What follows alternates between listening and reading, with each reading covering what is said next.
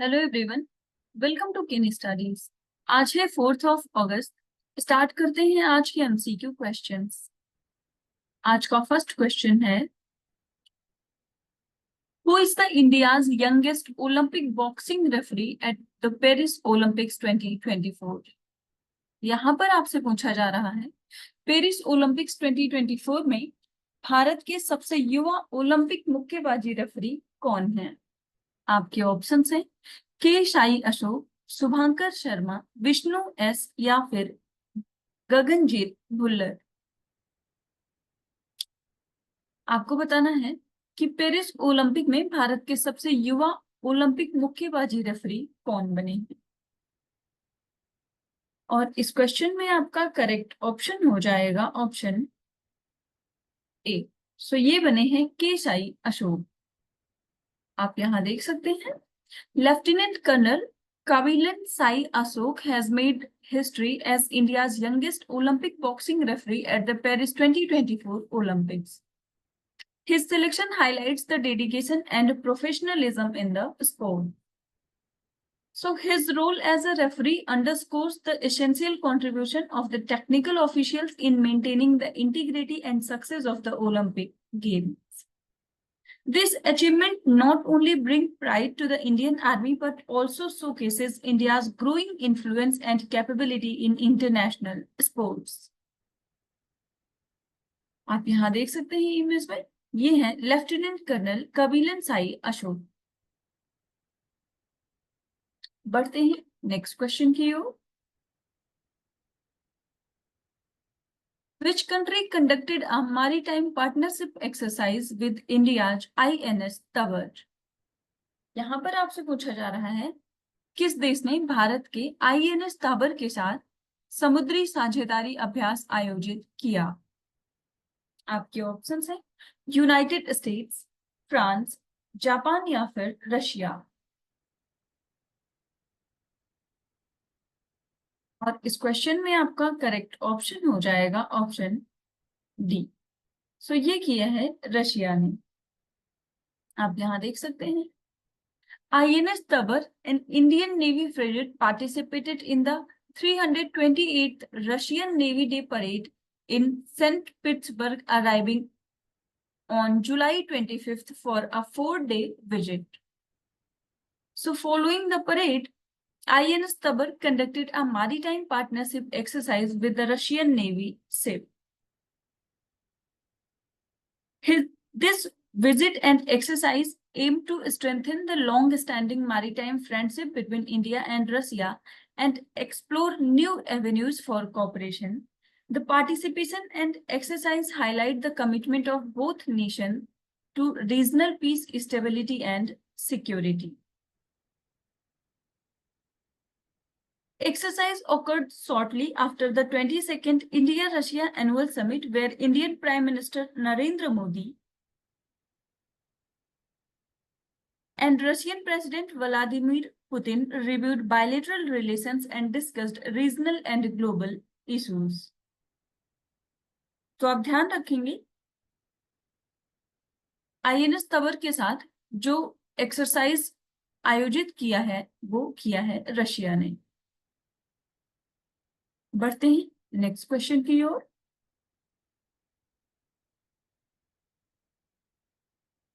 Which institution has launched the 100 microsites project?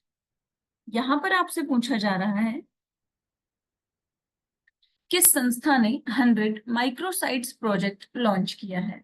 आपके options हैं NABARD, NITI Aayog, national Health authority या फिर नेशनल इंस्टीट्यूट ऑफ वायरोलॉजी। इस क्वेश्चन में आपका करेक्ट ऑप्शन हो जाएगा ऑप्शन सी। सो इसको लॉन्च किया है नेशनल हेल्थ अथॉरिटी ने।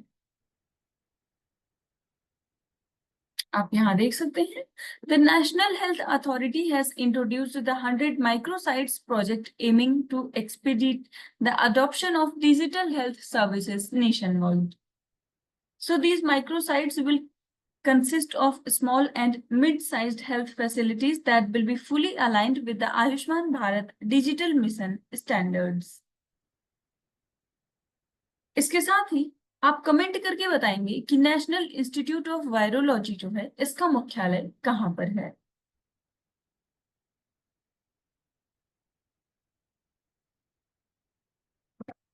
नेक्स्ट क्वेश्चन की हो।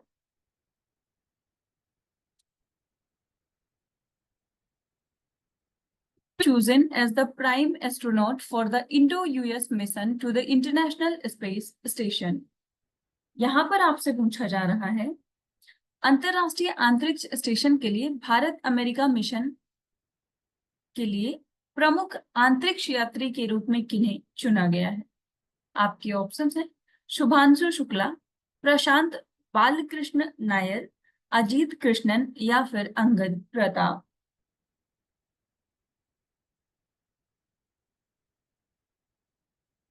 और इस क्वेश्चन में आपका करेक्ट ऑप्शन हो जाएगा option A. So prime astronaut जिन्हें चुना गया है वो है शुभांशु शुक्ला। आप यहां देख सकते हैं wing commander Shubhanshu Shukla of the Indian air force has been chosen as the lead astronaut for the Indo US mission to the international space station. So for its Axiom 4 mission to the International Space Station, Axiom Space Company of USA and the Human Space Flight Center of ISRO have agreed into a space flight agreement. So for this mission, 2 Gaganyatris have been recommended as the prime and backup mission pilots by the National Mission Assignment Board, and among them there are 2 person group captain Prashant Balakrishna Nair जो कि backup के रूप में इन्हें चुना गया है, और शुभांशु शुक्ला जो कि प्राइम एस्ट्रोनॉट के रूप में चयनित हुए हैं। बढ़ते हैं नेक्स्ट क्वेश्चन की ओर।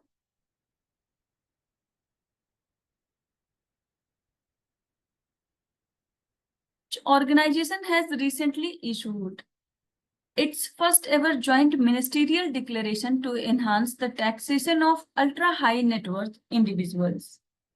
यहां पर आपसे पूछा जा रहा है किस संगठन ने हाल ही में अति उच्च निवल मूल्य वाले व्यक्तियों पर कराधान बढ़ाने के लिए अपनी पहली संयुक्त मंत्री स्तरीय घोषणा जारी की है।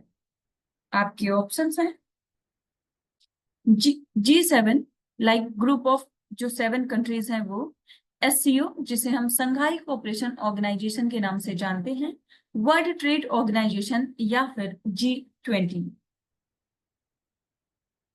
आपको बताना है कि ऐसा करने वाला जो संगठन है वो कौन सा है।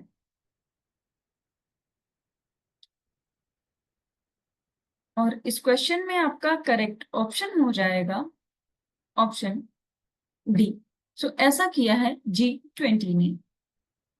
आप यहां देख सकते हैं The group of 20 finance ministers and central bankers issued the first ever joint ministerial declaration on taxation, the Rio de Janeiro G20 ministerial declaration on international tax cooperation committing to effective taxation of ultra high net worth individuals. So it was adopted during the convening of the third G20 finance ministers and central bank governors meeting held in Rio de Janeiro, and this declaration emphasized cooperative engagement while respecting tax sovereignty.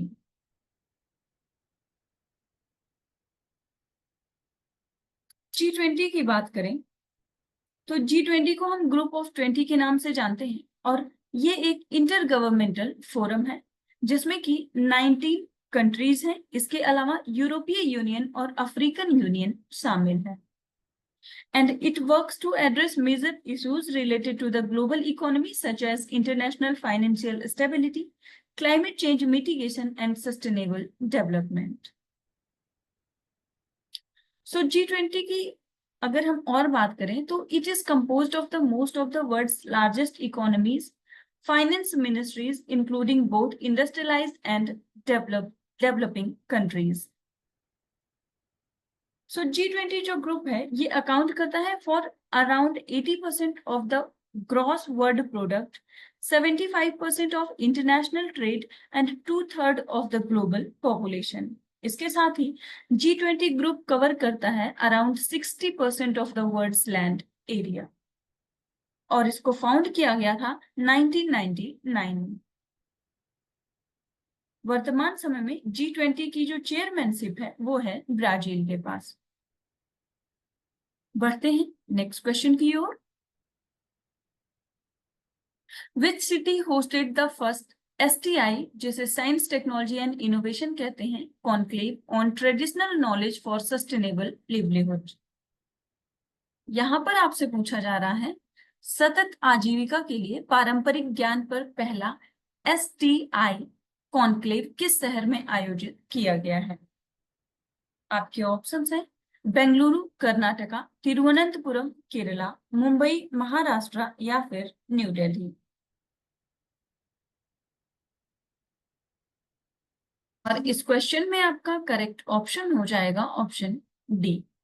So first जो science technology and innovation conclave हुआ है ये हुआ है नई दिल्ली में।